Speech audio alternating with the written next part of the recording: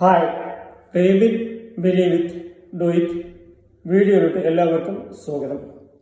Passion കണ്ടെത്തി ഡെസ്റ്റിനിയിലെത്താനുള്ള വഴികളും ഫോർമുലാസും ടിപ്സും സ്റ്റോറീസുമാണ് നമ്മൾ ഷെയർ ചെയ്തുകൊണ്ടിരിക്കുന്നത്. ഇത്തരം വീഡിയോ ലഭിക്കാൻ ഈ ചാനൽ സബ്സ്ക്രൈബ് ചെയ്യുക. ഇന്ന് നമുക്ക് ഒരു എക്സൈറ്റിംഗ് സ്റ്റോറിയുമായി കടന്നു വരാം. ഒരു ശില്പി ഉണ്ടായിരുന്നു. അദ്ദേഹം സുന്ദരമായ ഒരു ശില്പം മനസ്സിൽ കണ്ടു. അത് കൊത്തിയെടുക്കാനുള്ള ഒരു കല്ല് അന്വേഷിച്ച്, സ്റ്റോൺ അന്വേഷിച്ച് ഒരു നദിക്കരയിലുള്ള കാട്ടിലൂടെ നടക്കുകയായിരുന്നു. അദ്ദേഹം ഒരുപാട് അന്വേഷിച്ച് ചെന്നപ്പോൾ നല്ല സുന്ദരമായ ഒരു വെളുത്ത വെള്ളാരം കല്ല് അദ്ദേഹത്തിൻ്റെ ശ്രദ്ധയിൽപ്പെട്ടു. ഈ വെളുത്ത സുന്ദരമായ കല്ലിനോട് അദ്ദേഹം ചോദിച്ചു, നീ കുറച്ച് സമയം സഹിക്കാൻ റെഡിയാണെങ്കിൽ, അല്ലെങ്കിൽ വേദന സഹിക്കാൻ റെഡിയാണെങ്കിൽ അല്പസമയത്തിനുള്ളിൽ നിന്നെ ഞാൻ സുന്ദരമായ ഒരു ശില്പമാക്കി മാറ്റിത്തരാം എന്ന് പറഞ്ഞപ്പോൾ, നീ റെഡിയാണോ എന്ന് ചോദിച്ചപ്പോൾ ഈ കല്ല് പറഞ്ഞു, ഞാൻ ഇപ്പോൾ തന്നെ സൗന്ദര്യമുള്ള ആളാണ്, ഇനി എനിക്ക് സൗന്ദര്യം വേണ്ട, ഇപ്പോൾ തന്നെ ഞാൻ വിജയിച്ചിട്ടുണ്ട്, ഇനി എന്നെ സൗന്ദര്യം വർദ്ധിപ്പിക്കേണ്ട. ഇത് കേട്ടപ്പോൾ ദേഷ്യത്തോടെ ഈ കല്ലിനെ അടുത്തുള്ള പുഴയിലോട്ട് വലിച്ചെറിഞ്ഞു. പുഴയിൽ അലക്കാൻ വന്ന സ്ത്രീകൾ ഒരു കല്ല് അന്വേഷിച്ച് നടക്കുകയായിരുന്നു.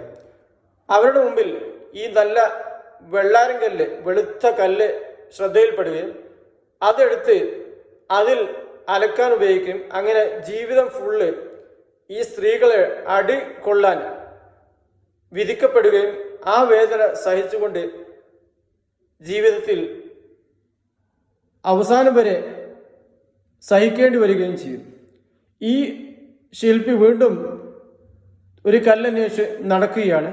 അങ്ങനെ ആരാലും ശ്രദ്ധിക്കപ്പെടാതെ കാട്ടിൻ്റെ ഉള്ളിൽ ഒരു വലിയ കരിങ്കല്ല്, കറുത്ത കല്ലിനെ കണ്ടു. മുമ്പ് ചോദിച്ച ചോദ്യം ഈ കല്ലിനോടും ആവർത്തിച്ചു, നീ അല്പസമയം വേദന സഹിക്കാൻ റെഡിയാണെങ്കിൽ നിന്നെ ഞാൻ സുന്ദരമായ ഒരു ശില്പമാക്കി മാറ്റിത്തരാം.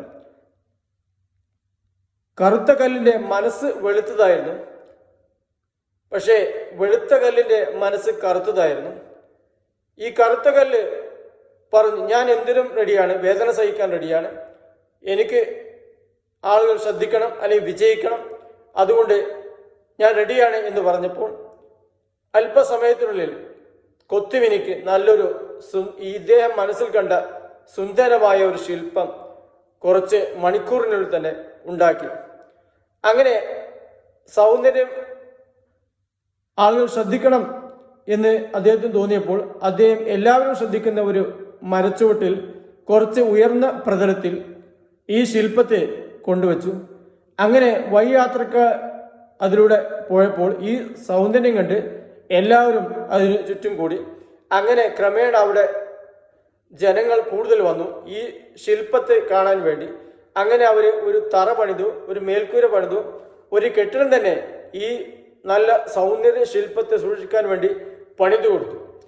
ഈ ആരാരും ശ്രദ്ധിക്കപ്പെടാവുന്ന കരിങ്കല്ല് മനസ്സ് കരിങ്കല്ല് അല്ലായിരുന്നു, പുറത്ത് കരിങ്കല്ലാണെങ്കിലും ആ വിജയിക്കണം എന്നൊരു തോന്നൽ, ഞാൻ ഇപ്പോൾ ഒന്നുമല്ല എന്ന തോന്നൽ നിന്ന് കൂടുതൽ ആളുകളുടെ അംഗീകാരത്തിലോട്ടും ശ്രദ്ധയിലോട്ടും ഈ കല്ല് വന്നു.